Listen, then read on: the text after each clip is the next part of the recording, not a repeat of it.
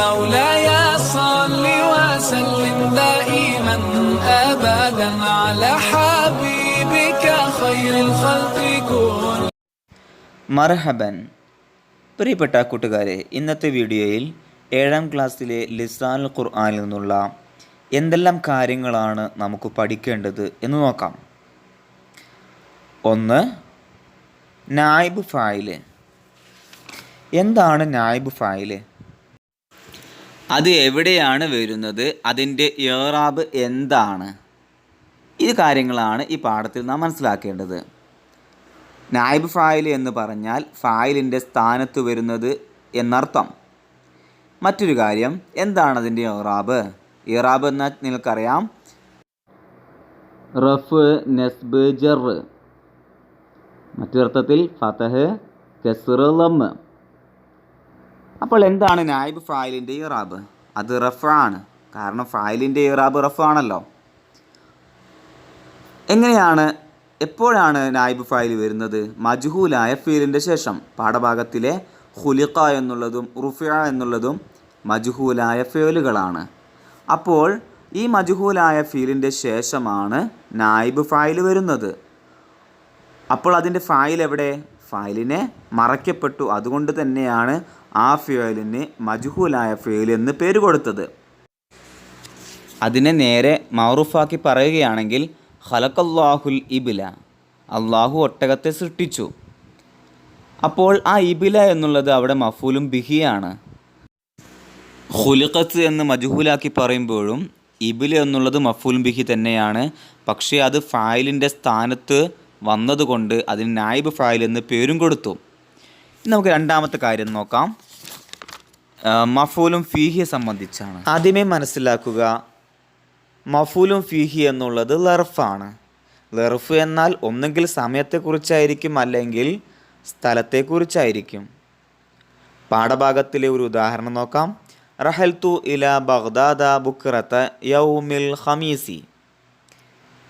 ഞാൻ ബാഗ്ദാദിലേക്ക് വ്യാഴാഴ്ച ദിവസം വളരെ നേരത്തെ പോയി. ഇവിടെ ബുക്റത്ത എന്നുള്ളത് മഫൂലും ഫീഹിയാണ്. അതായത് അതൊരു സമയത്തെ കുറിക്കുന്നു. അതുപോലെ തന്നെ ഓ മശൈത്തു ഖൽഫ അഖി, ഞാൻ എൻ്റെ സഹോദരൻ്റെ പിറകിലായി നടന്നു. ഇവിടെ ഖൽഫ എന്നുള്ളത് പിറകിൽ, അതൊരു മക്കാനാണ്, ഒരു സ്ഥലമാണ്.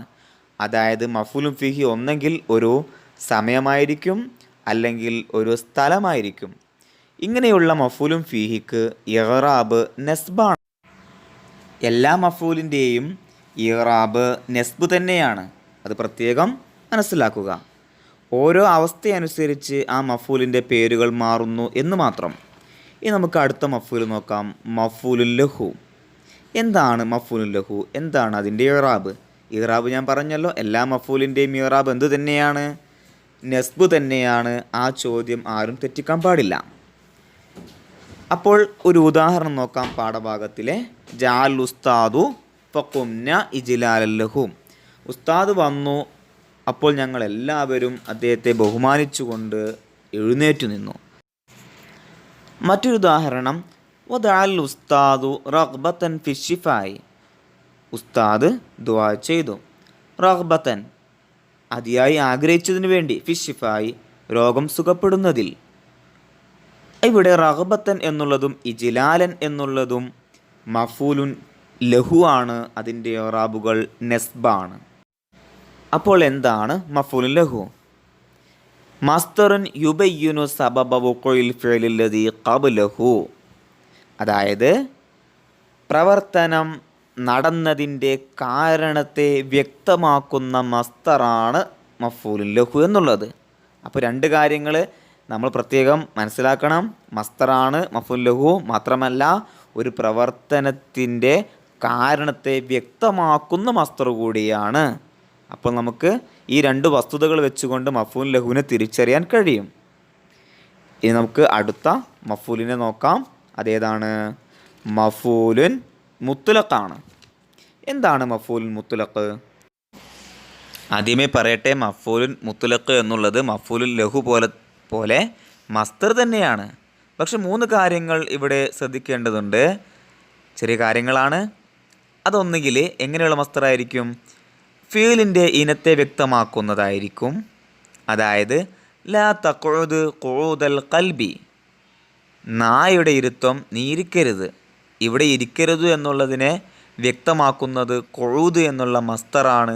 ആ മസ്തറായ ഖുഊദ് എന്നുള്ളത് മഫൂലുൻ മുത്ലഖാണ്.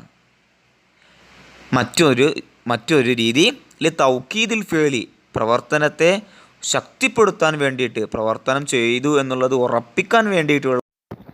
ഉദാഹരണം ലറബ്തുഹു ലർബൻ, ഞാൻ അവനെ ഒരു അടി അടിച്ചു. ഇവിടെ ലറബ്തുഹു എന്ന് പറയുന്നതിൽ തന്നെ ഞാൻ അടിച്ചു, അവനെ അടിച്ചു, എല്ലാം ഫിഅലുണ്ട്, ഫായിലൊക്കെ ഉണ്ട്.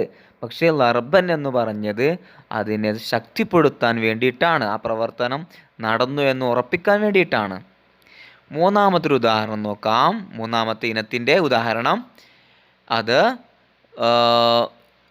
എണ്ണത്തെ വ്യക്തമാക്കാൻ വേണ്ടിയിട്ടുള്ളതാണ്.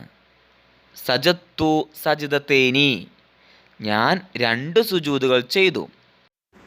ഇവിടെ സജദത്തേനി എന്ന് എണ്ണത്തെ വ്യക്തമാക്കി, 2 സുജൂദ് എന്ന് വ്യക്തമാക്കി. ഈ 3 നിലക്കാണ് മഫൂലുൻ മുത്ലഖ് വരുന്നത്. ഒന്നും കൂടി പറയട്ടെ. ഒന്നെങ്കിൽ അത് നമ്മുടെ പ്രവർത്തനത്തിൻ്റെ ഇനത്തെ വ്യക്തമാക്കാൻ, ലാ തഖുദ് ഖുഊദൽ കൽബി, നായയുടെ ഇരുത്തം ഇരിക്കരുത്. മറ്റൊരു രീതി തൗക്കീദിൽ ഫീലി, പ്രവർത്തനത്തെ ശക്തിപ്പെടുത്താൻ വേണ്ടിയിട്ട്, ലറബ്തുഹു ലർബൻ. മറ്റൊരു രീതി നമ്മുടെ പ്രവർത്തനത്തിൻ്റെ എണ്ണത്തെ വ്യക്തമാക്കാൻ വേണ്ടിയിട്ട് സജത്തു സജത്തേനി, ഞാൻ 2 സുജൂദുകൾ ചെയ്തു.